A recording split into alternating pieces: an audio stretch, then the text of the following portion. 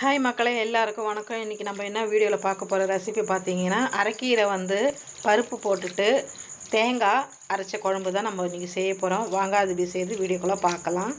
பருப்பு ஒரு 150 கிராம் எடுத்திருக்கேன். 1/2 டீஸ்பூன் வெந்தயம், 1/2 டீஸ்பூன் ஜீரகம், 1/4 டீஸ்பூன் மஞ்சத்தூள், 2 தக்காளி, 2 வெங்காயம், 4 பச்சை மிளகா, ஒரு 20 பல் பூண்டு, கருவேப்பிலை கொஞ்சம் போட்டுக்கோங்க. இப்போ கீரையை சேர்த்துக்கலாம். நம்ம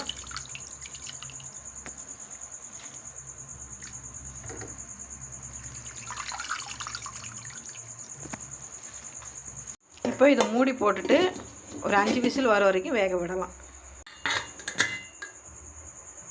பாருங்க, ஒரு கைப்பிடி அளவுக்கு தேங்காய் எடுத்துருக்கிறேன். கொஞ்சம் ஒரு டீஸ்பூன் சீரகம் போட்டுக்கோங்க. கொஞ்சம் மஞ்சத்தூள் கூட போட்டுக்கோங்க. இப்போ ஒரு டீஸ்பூன் மிளகாத்தூள் போட்டுக்கலாம். இப்போ இது நல்லா நைஸாக அரைச்சிக்கலாம். பாருங்கள், இதை நல்லா அரைச்சி எடுத்து வந்தாச்சு. கீரை வந்துச்சு. இப்போ நம்ம இதை கடைஞ்சிக்கலாம். பாருங்கள், கீரையை நல்லா கடைஞ்சிட்டேங்க. இப்போ இந்த அரைச்சி வச்சுருக்கிற இந்த தேங்காவை இதில் போட்டுக்கலாம். போட்டுட்டு இதே நல்லா மிக்ஸ் பண்ணிக்கலாம். இதில்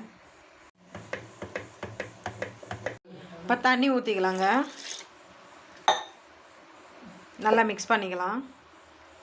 உப்பு போட்டுக்கலாம்.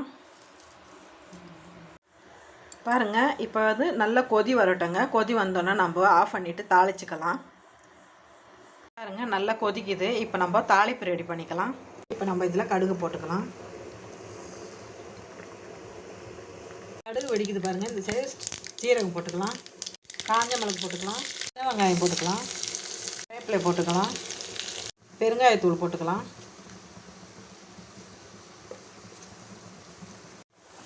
குழம்புல போட்டுக்கலாம். பாருங்கள், சூப்பரான ஒரு கீரை குழம்பு ரெடி ஆகிடுச்சு. பாருங்கள், இந்த கீரை குழம்புக்கு வெண்டைக்காய் பொரியல், இல்லைன்னா கருணக்கிழங்கு வறுத்தது, வாழைக்காய் வறுத்தது, இந்த மாதிரி இருந்தால் சூப்பராக சாப்பிட்லாங்க. இதே மாதிரி நீங்கள் வீட்டில் செஞ்சு பார்த்துட்டு எனக்கு கமெண்ட் பண்ணுங்கள், சப்ஸ்கிரைப் பண்ணுங்கள், லைக் பண்ணுங்கள், பிடிச்சிருந்தா எல்லாருக்கும் ஷேர் பண்ணுங்கள். அடுத்த வீடியோவில் அடுத்த ரெசிபி நாங்கள் சந்திக்கிறேன். அது வரைக்கும் உங்களிருந்து விடை பெறுகிறேன். பாய்.